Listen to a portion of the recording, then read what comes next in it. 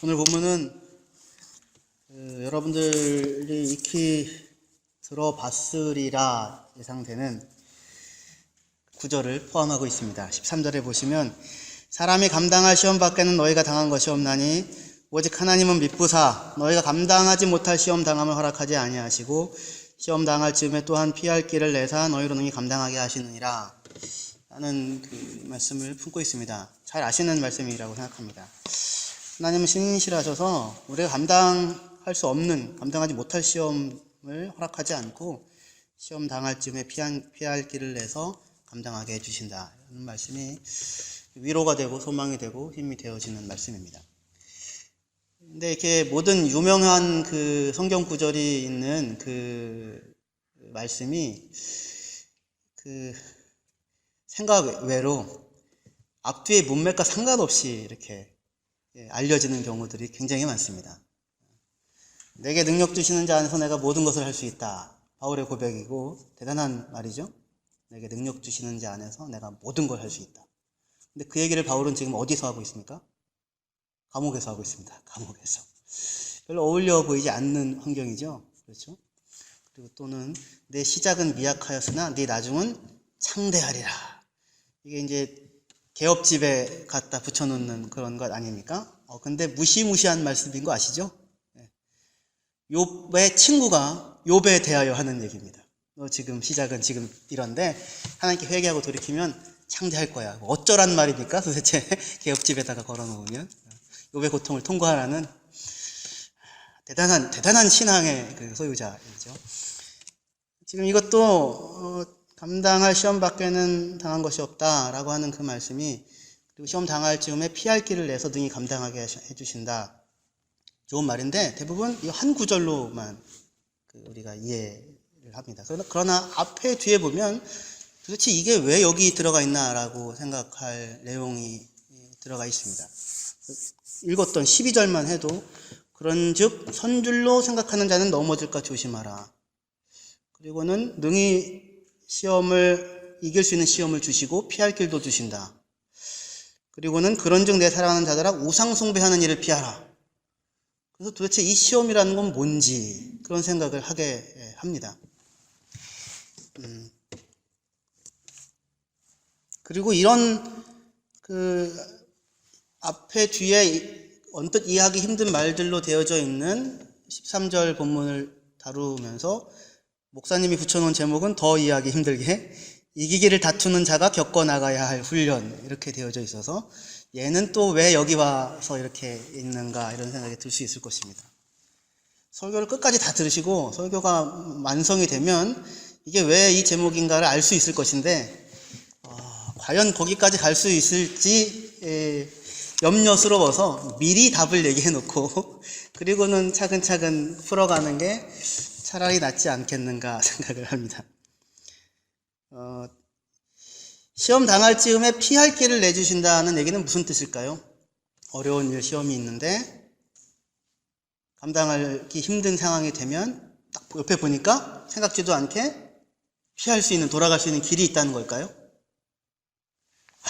보통 그렇게 생각을 하잖아요. 그렇죠? 근데 여기는 그런 뜻이 아니고요. 출구입니다. 출구. 그러니까 아우스강이라고 독일어로 번역하거든요. 비상구가 아니라 이렇게 가다가 옆으로 갑자기 빠지는 길, 그게 아니고 시험의 길을 다 간 이후에 통과하는 문이 있다는 겁니다. 시험의 끝이 있다 그런 뜻입니다. 출구가 있는 시험이다. 마지막이 있는 시험이다 라는 거예요.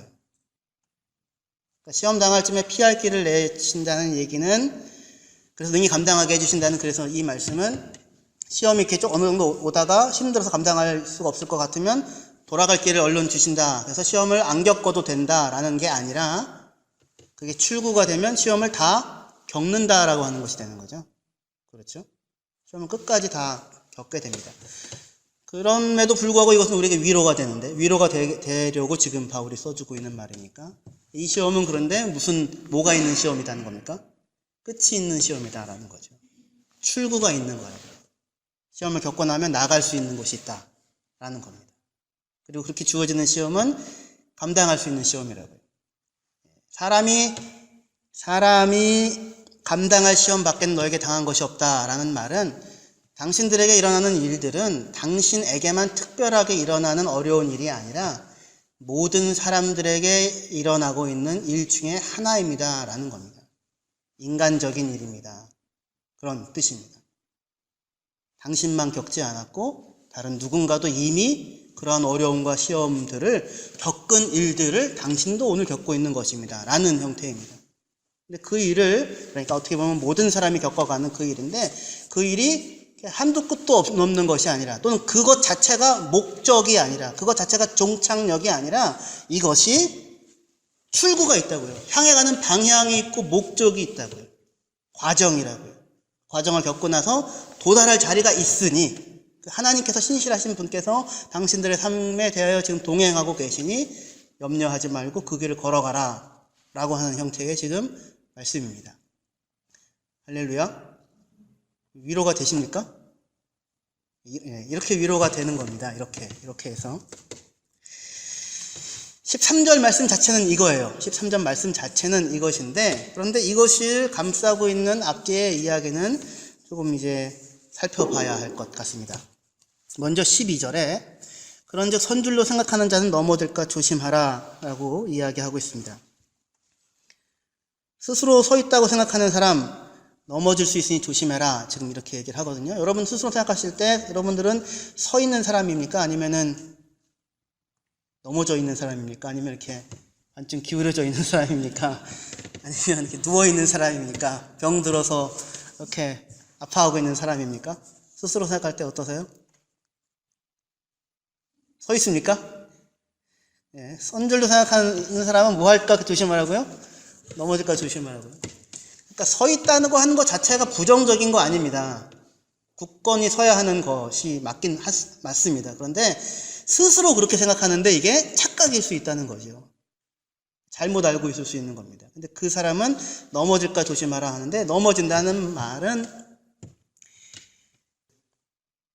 때로는 핍도라는 말인데 망한다라는 말로도 쓰입니다. 잘못하면 망할 수도 있다는 거예요. 그래서 그 앞에 10장 8절에 2만 3천 명이 죽임을 당하였다 그렇게 얘기하죠. 그들 중 어떤 사람이 음행하다가 하루에 2만 3천 명이 죽었나니, 죽었다, 그게 넘어졌다라는 얘기입니다. 같은 단어를 쓰고 있습니다. 그러니까 서 있다고 잘못 착각하고 있는 사람은 넘어질 수도 있고 망할 수도 있는 겁니다. 그런데 재미있는 것은 이 넘어진다는 말이 하나님께 경배한다라고도 쓰입니다. 얼굴을 납작 엎드려서 하나님께 경배한다. 그러니까 이 말로만 우리가 생각해 보면 하나님께 납작 엎드려 경배하는 넘어지는 자들이어야 어디에 안 빠진다고요? 망하는 자리에 빠지지 않는다, 이렇게 저희가 생각할 수 있습니다. 무슨 이야기인지, 하나님께 납작 엎드려 경배하는 자여야지 그래야 넘어져서 망하는 자리에 서지 않게 된다라는 겁니다. 그리고 오히려 그렇게 하나님께 납작 엎드려 경배하는 것이 곧 뭐다? 참으로 서 있는 것인 겁니다. 그런데 지금 이 사람들, 스스로 서 있다고 착각하는 사람들은 그 자리가 아닌 다른 자리에 있습니다. 어느 자리에 있을까요? 14절이요. 그런즉 내 사랑하는 자들아 우상 숭배하는 일을 피하라. 그러니까 하나님께 경배하는 것이 아니라 어디에 서서 어디에 경배하는 거예요? 우상에게 경배하는데, 우상에게, 진짜로 우상에게, 그리스, 여기 지금 고린도 전서니까 그 그리스 신들에게 경배한다는 뜻이겠습니까? 그게 아니고 누구에게 경배해요? 자기 자신에게 경배한다는 것입니다. 하나님께 경배하는 것이 아니라 자기 자신을 믿고 자기 자신을 세우고 자기 자신을 의지하고 자기 자신의 편안함을 찾고 자기가 기준이고 자기가 옳다 여기는 바를 따라서 그냥 살고 있으면서 나는 지금 서 있다라고, 그리고 저렇게는 안 살고 있다고, 나는 잘 서서 살고 있다고 생각을 하고 있는데, 그런데 그것이 오히려 망하게 되어지는 길에 잘못 들어서 서 있는 것일 수 있으니 조심하라 하라는 형태의 이야기예요. 우상 숭배를 피하라, 그렇게 되죠.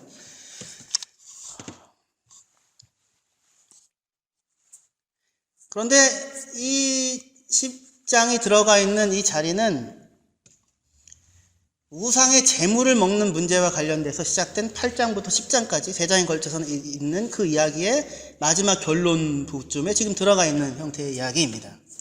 그러니까 실제로 우상의 제물을 먹고 또는 우상에게 경배하는 것과 같은 구체적인 어떤 그런 사안과 관련해서 지금 우상 숭배하는 일을 피하라 라고 하는 이야기가 나오고 있습니다.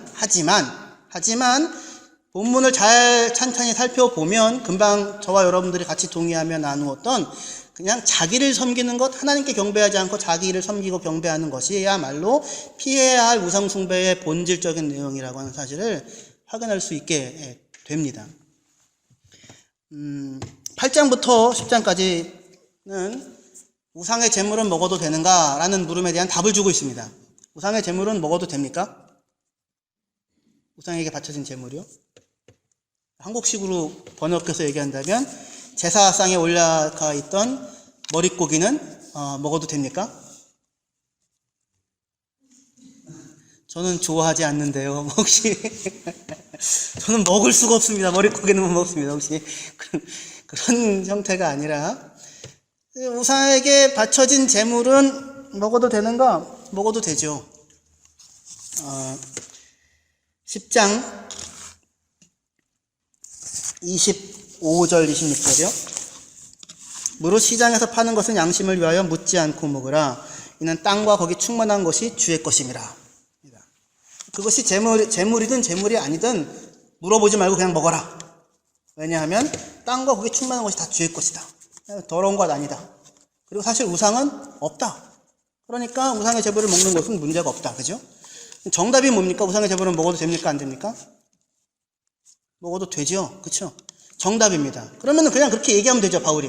우상의 제물 먹어도 상관없어. 끝. 그리고 그 다음 얘기로 넘어가면 되지 않습니까? 그 다음에 11장 여자가 머리를 기르는 것에 대해서 길러도 돼. 기르면 안 돼. 딱 끝. 그리고 넘어가면 되지 않습니까?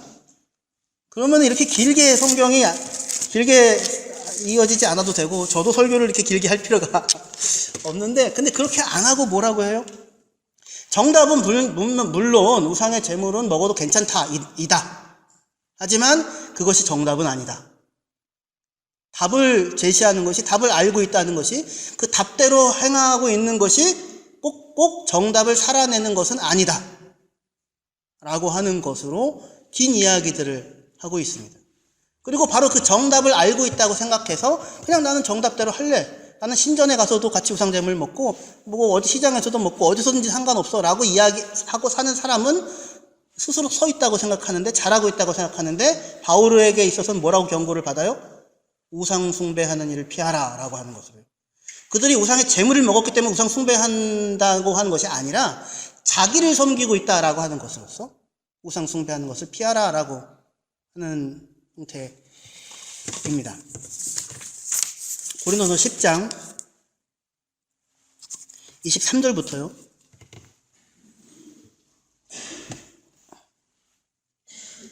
23절부터 제가 읽도록 하겠습니다.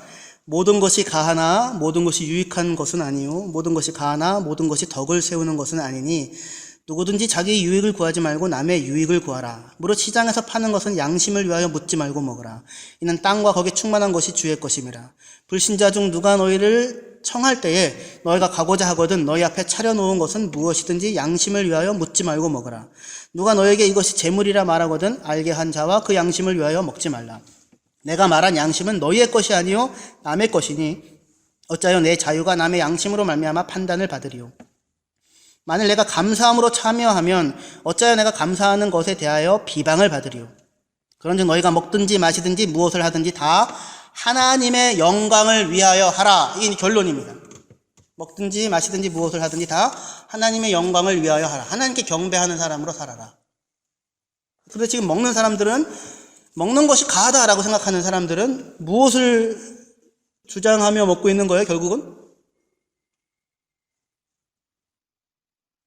먹든지 마시든지 무엇을 하든지 하나님의 영광을 위해서가 아니라 이게 옳은 거야, 이거 이렇게까지 해도 괜찮은 거야. 그리고 더군다나 현실적으로 보면 여러분들은 1년에 고기를 몇 번 먹습니까? 쉴 새 없이 먹죠. 한 주만 안 먹어도 요즘에 고기가 딸려 역시 삼겹살을 보충해 줘야 돼. 근데 저희 어렸을 때만 해도 1년에 몇 번 먹었어요?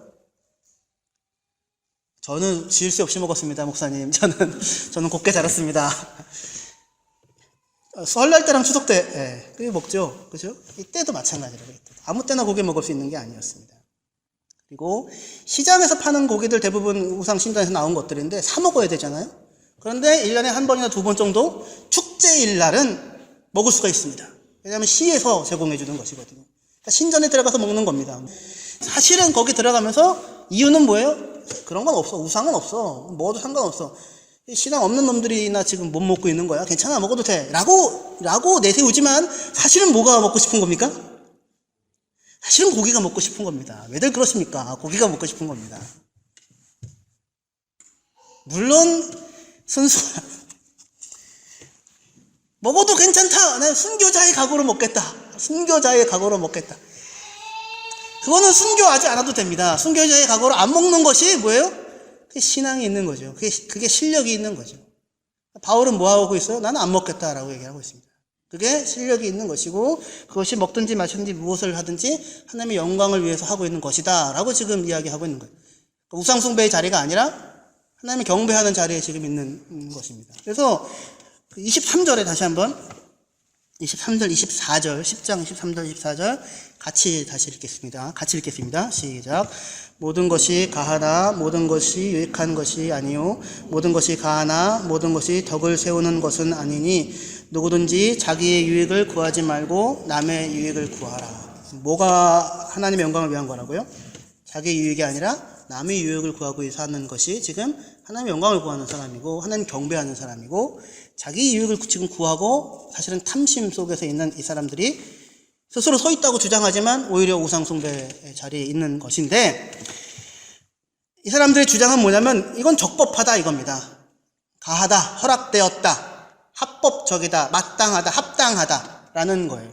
하지만 바울의 기준은 그게 옳으냐, 허락되어져 있느냐, 적법하냐가 문제가 아니고 형제에게 유익이 되어지느냐, 덕을 세우는 것이냐라고 하는 것이 지금 하나님을 경배하며 사는 사람의 마땅한 기준이다. 지금 그렇게 지금 이야기를 하고 있습니다.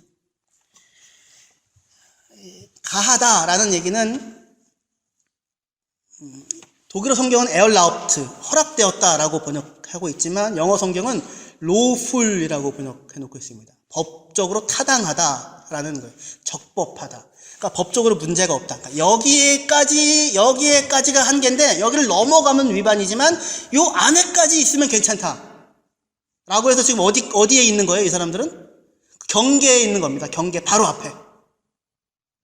그래가지고 무슨 사명감을 가진 사람처럼 고기 먹을 수 있는 날은 뭐든지 가가지고 오히려 우상제밀이라고 얘기하면 더욱더 열심을 내가지고 먹어주고 있는, 그러고 있는 형태입니다. 어디까지 허용되어지는가, 그 경계를 지금 살고 있는 거예요. 그래서 어리석은 사람들입니다.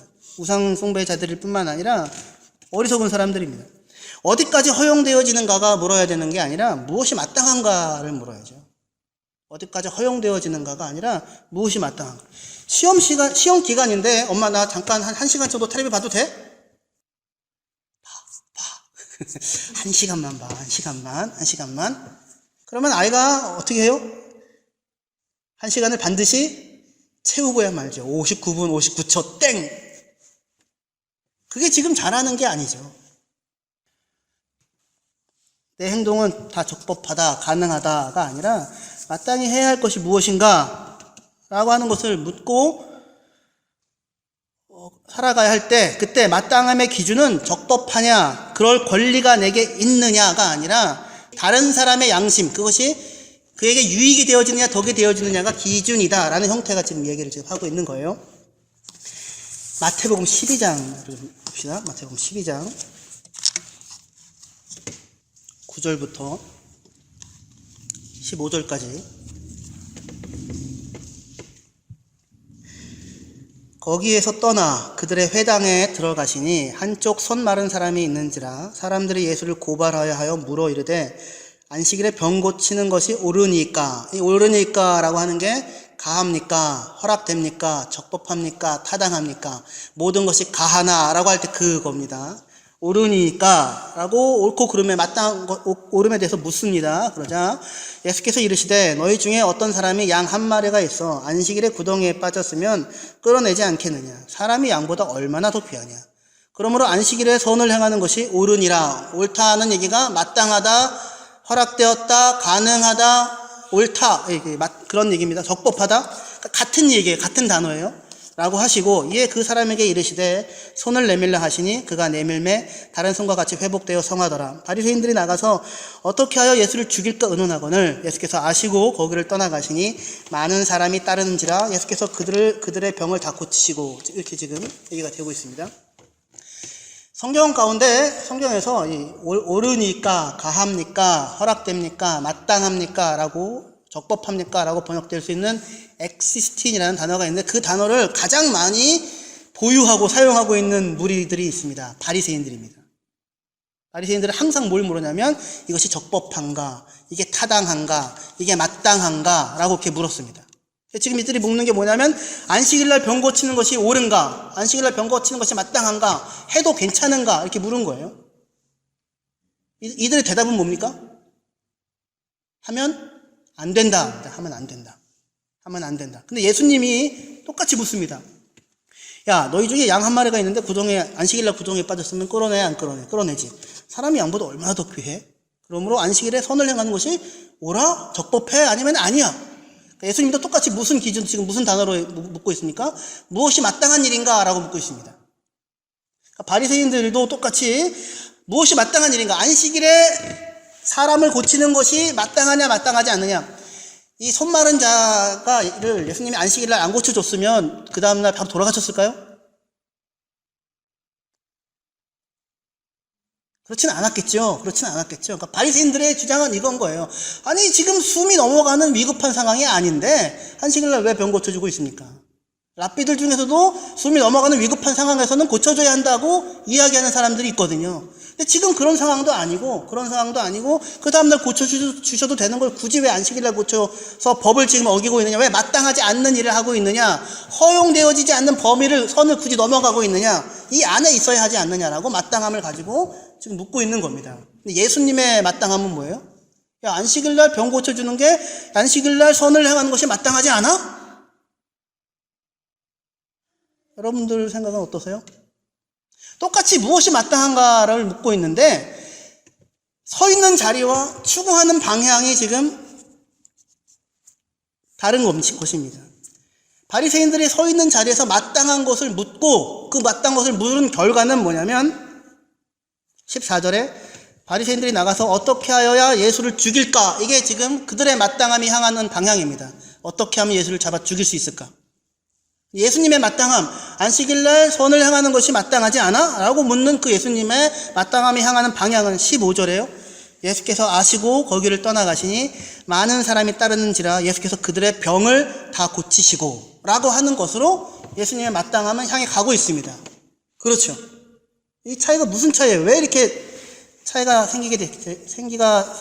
생겨납니까?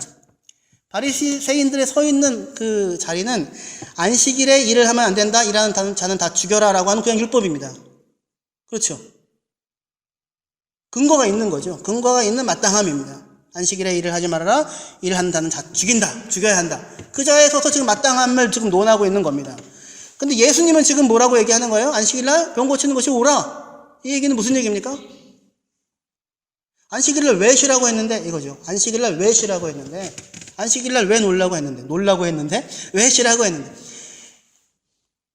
안식일은 하나님께서 모든 천지 자연 만물을 다 만드시고 너희가 거기에 보탠 것 아무것도 없고 한 것 아무것도 없는데 그 충만한 완성의 자리에 들어와서 이것을 마음껏 누리라고, 참된 쉼에, 샬롬에, 꽉 차서 넘쳐나는 그 평강에 충만함을 온전히 누리라고 하나님이 허락해 놓으신 것이 안식일인 것이죠.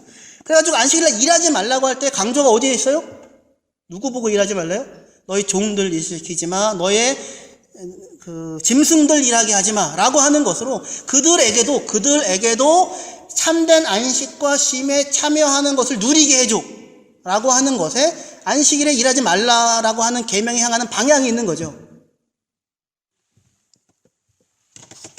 그런데 지금 예수님은 안식일날 뭐 하고 계십니까? 일을 하고 계십니다. 일을 하고 계세요. 아버지께서 일하고 계시니 나도 일하고 있다는 거예요.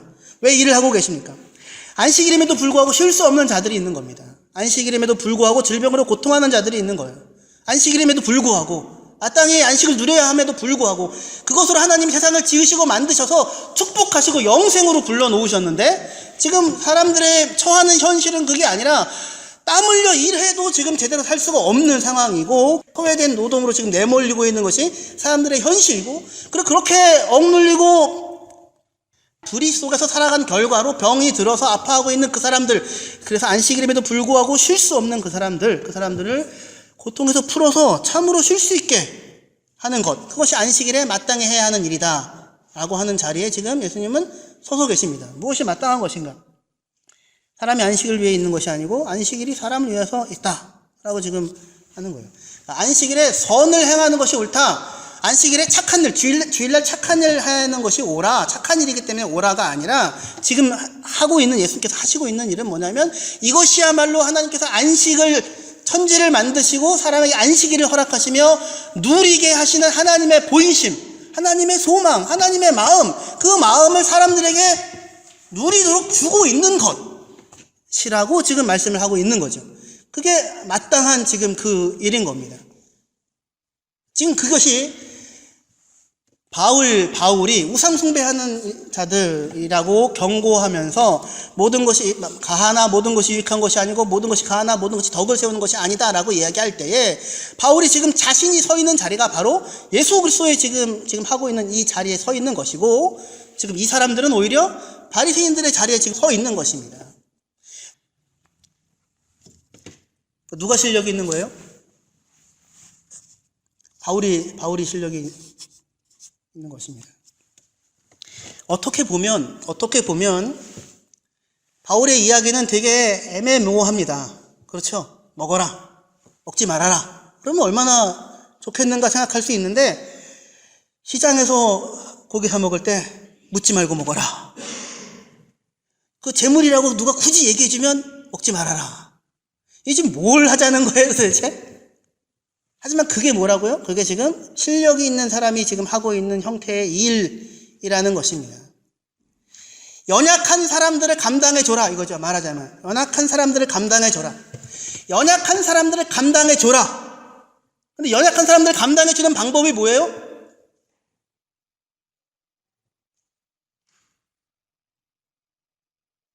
같이 안 먹는 자리에 서서 있어주는 겁니다. 같이 안 먹는 자리에 서서 있어주는데 그 이유가 뭡니까? 두려워서요? 이 우상잼을 먹으면 죽을 텐데 두려워서요? 아니요. 바울은 자유합니다. 바울은 두려워하지 않습니다. 바울은 상관이 없습니다. 근데 왜 그거를 연약한 자의 자리에 서서 같이 있어줍니까? 스스로의 자유를 절제하고 있는 것입니다. 스스로 더 많은 짐을 짊어지고 있는 거예요. 그러한 방식으로 연약함이 용납이 되는 겁니다. 이 교회가 가져야 될 굉장히 중요한 부분입니다.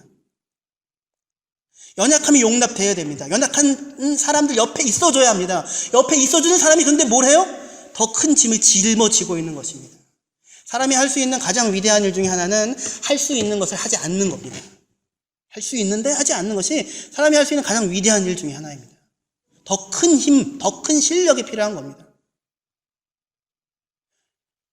여러분들 너무너무 돈이 많아가지고요 막 감당할 수 없이 너무 돈이 많은데 근데 이 돈을 행여나 하나님이 주신 거잖아요. 그렇죠? 여러분들 가지고 계시는 돈 중에 하나님이 안 주신 것이 있습니까?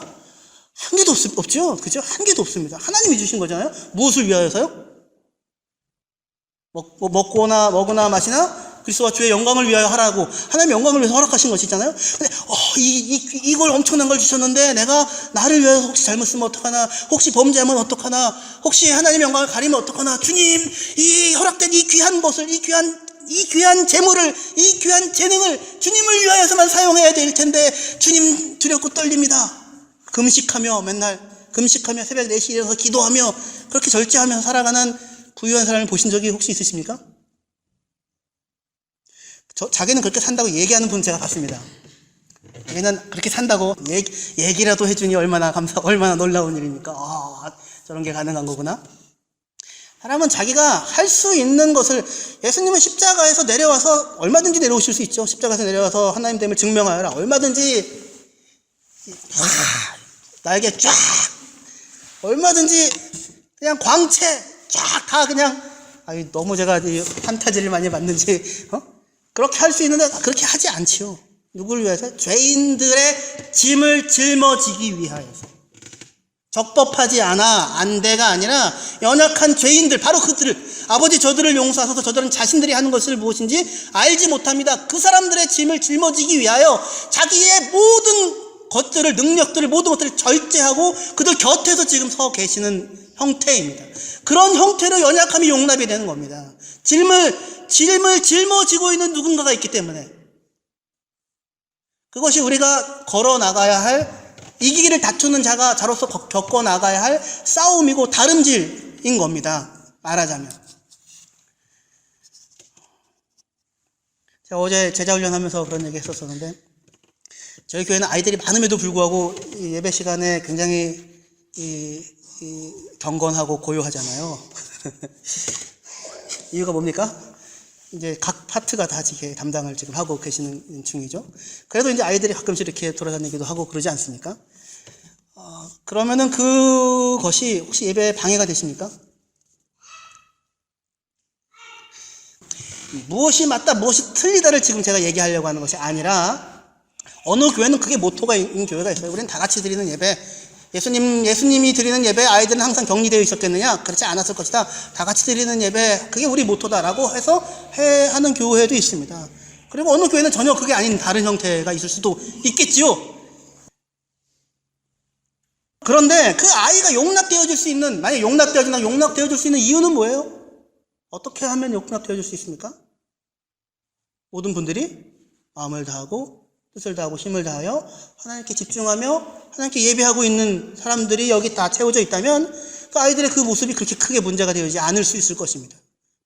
하지만 그게 아니라 여기서 이 자리를 신령과 진정으로 책임지고 지켜내는 사람들이 없다면, 야 무슨 예배 시간에 와서 앉아있는 것만으로도 대단한 거 아니겠어. 물론 그렇죠. 와서 예배 시간에 그렇습니다. 가끔씩 아닙니다 이렇게 얘기도 하는 유명한 만화가 있습니다. 카툰이 있습니다. 일주일 내내 고생하신 당신, 피곤하고 제대로 잠 못 잔 아빠, 그럼에도 불구하고 교회에 오셔서 예배 드리고 있는 당신의 모습이 아름답습니다 라는 카툰이 있습니다. 보고 감동을 받습니다. 저만 감동을 받습니까? 저는 감동을 받습니다. 얼마나 많은 분들이 그것을 보고 갖고 삶의 위로를 얻을 수 있겠습니까? 하지만 예배 자리에 모든 분들이 다들 이렇게 그렇습니다, 가끔씩 아니요를 하고 있으면 그렇지 않겠죠. 그렇죠. 연약함이 허용된다고요. 그런데 연약함이 무엇으로 감당이 돼요? 절제하는 바울을 같이 옆에 서져 있는 그것으로, 그 사람으로. 당신 일주일 동안 참 힘드셨죠. 같이 있는 것만으로도 참 감사합니다. 그 마음을 같이 품어주는 것으로. 모든 것이 허용된다고 하는 형태가 아니라 그 사람의 삶의 자리에서 같이 서서 선한 싸움을 싸고 경주의 길을 달려가고 있는 것으로.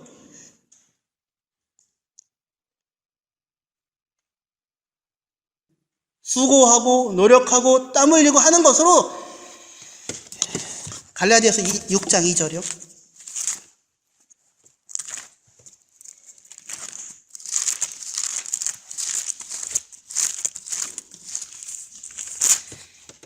갈라디아서 6장 2절 3절 같이 읽겠습니다. 갈라디아서 6장 2절 3절입니다. 시작. 너희가 짐을 서로 지라 그리하여 그리스도의 법을 성취하라. 만일 누가 아무것도 되지 못하고 된 줄로 생각하면 스스로 속임이라. 아멘. 똑같은 얘기입니다. 서 있는 줄 생각하는 자들을 넘어질까 조심하라. 뭐예요? 아무것도 되지 않고 된 줄로 생각하면 스스로 속이는 거라고요. 뭐가 지금 그러면 되어 있는 겁니까? 너희가 짐을 서로 지라 그리하여 그리스도의 법을 성취하라. 이것이 그리스도의 법이라고요. 하나님이 소망하고 있는 일이라고요. 오셔서 안식일에 일하면 안 돼, 일하는 것들은 다 색출하겠어가 아니라 안식을 누리고 싶어도 안식을 누릴 수 없는 사람들 곁에 서서 그들의 짐을 짊어져 주는 것으로, 그들을 풀어내주는 것으로 그들을 자유케 하는. 바리새인들의 특징이 뭐예요?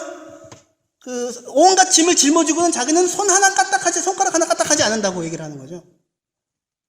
먹어도 돼, 안 먹어도 돼, 이러고만, 먹어도 돼, 안 먹어도 돼가 아니라 곁에 있어주는 그 자리에서 자기가 더 수고하고 자기가 더 짐을 져주는 것으로 연약한 누군가가 잠시 쉴 수 있게 하는 자리에 서는 것이 뭐라고요? 글쎄, 법을 성취하는 것이라고요. 그것이 아무것도 되지 못하고 된 줄로 생각하는 우상숭배가 아니라, 스스로 속이는 것이 아니라 그리스도의 법을 성취하는 것입니다. 그 길을 향하여 바울이 달려가고 있습니다. 고린도전서 9장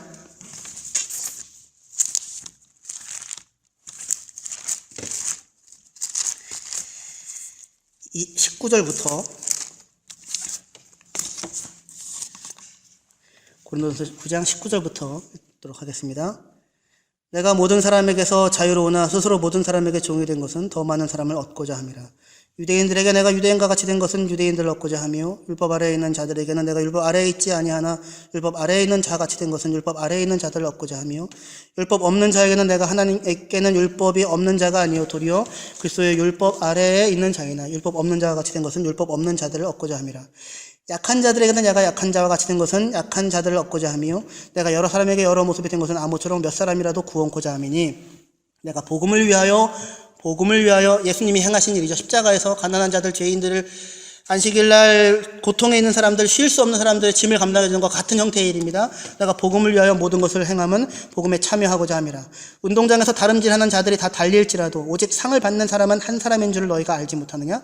너희도 상을 받도록 이와 같이 다름질하라. 이기기를 다투는 자마다 모든 일에 절제하나니 그들은 썩을 승리자의 권을 얻고자 하되 우리는 썩지 아니할 것을 얻고자 하노라. 그러므로 나는 다름질하기를 향방 없는 것 같이 아니하고 싸우기를 허공을 친 것 같이 아니하며 내가 내 몸을 쳐 복종하게 하면 내가 남에게 전파한 후에 자신이 도리어 버림을 당할까 두려워함이로다. 아멘. 이기기를 다투는 자마다 모든 일에 절제한다고요. 상 받기 위해서 절제하는 것이 아닙니다. 여러분은 어떻게 모든 일에 절제하고 있습니까? 가끔씩 다이어트를 생각하시며 한 끼를 조금 적게 먹고 그 다음에 다시 또 가끔씩 다이어트를 생각하시며 모든 일에 절제합니까? 그렇지 않죠. 근데 바울은 지금 뭐라고 해요? 모든 일에 절제한다고. 복음에 참여하기 위해서. 뭘 위해서요? 곁에 있는 사람들과 함께 짐을 지고 이 길을 걸어가게 하기 위해서. 그것이 지금 복음에 참여하는 사람의 삶이라고 알고 있는 것입니다. 여러분들 삶에 지금 혹시 무언가 때문에 절제하고 있는 것이 있다면 이유가 있겠죠. 근데 무언가에 대해서 절제하고 있는 것이 아무것도 없다면 이 사람은 살아있는 사람이 지금 아닌 겁니다. 그냥 떠밀려가고 흘러가고 있는 겁니다. 나는 괜찮아, 나는 상관없어. 어떠한 일에도 절제하고 있지 않다면. 여러분들이 혹시 절제하고 있는 그 내용이 무엇입니까? 절제하고 있는 이유는 무엇입니까? 바울은 지금 모든 것에 대하여 절제하고 있습니다. 달려가야 할 길이 있기 때문입니다. 복음에 참여하고자 하기 때문입니다. 어떻게 하든지 형제를 얻고자 하기 때문입니다. 그것이 하나님이 천지를 창조하시고 안식을 허락하시면서 모든 사람들을 자기의 안식으로, 축복의 누림으로, 영생으로 불러들이는 하나님의 마음에 예수 그리스도가 참여한 분이셨고 바울이 참여한 사람이었기 때문에 지금 그 모든 일에 절제하며 지금 이 길을 걸어가고 있는 겁니다. 그것이 저와 여러분들이 지금 가고 있는 그 길입니다. 한 사람을 감당하기 위해서도 모든 일에 절제해야 합니다. 부모가 자녀를 감당하기 위해서 모든 일을 절제하죠. 아내가 남편을 위하여 절제하고 남편이 아내를 위하여 절제하죠. 한 사람을 위해서도 모든 일에 절제합니다. 거의 모든 일에. 근데 그것이 가족에게 대해서뿐만 아니라 교회뿐만 아니라 이 땅에 존재하는 모든 사람들에 대하여, 이 땅에 존재하는 모든 사람들을 넘어서서 땅에 있는 천하 만물 우주 모든 것, 하나님의 모든 피조계 전체에 대하여서 모든 것에 대하여 절제하고 있는 삶, 그것이 지금 달리기를 하고 달려가고 있는 그 누군가입니다. 지난 한 주간을 생각하시면서 무엇에 대하여 절제했는가 기억해 보시고, 그리고 앞으로 살아갈 한 주를 생각하시면서 나는 과연 무엇에 대하여 절제할 것이며, 그리고 절제하고 있는 이유는 무엇이고, 그리고 무엇을 위하여, 누군가를 위하여 이 절제의 일을 감당하고 있는가, 여러분들 그 절제로 말미암아, 여기서 얘기하는 절제라는 것은 참는다, 금욕한다, 밥 안 먹는다가 아니라 수고하여 일한다는 겁니다. 짐을 감당하고 진다는 겁니다. 밥을 해가지고 먹인다는 거죠. 여러분들의 일을 감당하고, 여러분들의 사업장에서 일을 하고, 여러분들의 일터에서 일을 하고, 학생으로서 공부하고, 그 모든 것들에 대한 것을 얘기하는 겁니다. 그것을 통하여 연약한 사람들이 용납되어지는, 그것이 가능한, 그리고 그것이 문제가 없어지는 그러한 공간이 길한인 성교교회가 되어지기를 주의 이름으로 축원합니다. 기도합시다. 하나님 아버지, 나의 육체의 건강을 위하여 나이가 들어가면 들어갈수록 체력이 딸리는 것 스스로 느끼기 때문에 절제하고 운동하고 조절하고 일합니다. 나의 삶의 유익을 위하여서도 일정 부분 노력하고 일을 합니다. 하지만 내 삶의 유익을 위해서조차도 그렇게까지 절제하며 살지 못하는 어리석은 자들이 스스로 저희들임을 알고 있습니다. 그런데 주님, 그래서 스스로는 도저히 평안을 만들어낼 수 없고, 스스로는 도저히 평강을 만들 수 없고, 스스로는 도저히 영생을 만들 수 없는 우리들을 영생의 자리, 평강의 자리, 안식의 자리, 참 생명의 자리로 부르시고는 그것을 우리에게 누리게 하고야 말겠다고 모든 것을 절제하시며 이 땅에 오셔서 살아가셨던 예수 그리스도, 그리고 그를 뒤따라 그의 은혜를 알아 따라갔던 바울, 그리고 그를 따라갔던 수많은 구름같이 둘러싼 허다한 증인들, 그들의 길로 우리를 부르셨으니 이 길을 따라가게 하여 주시옵소서. 예수님의 이름으로 기도합니다. 아멘.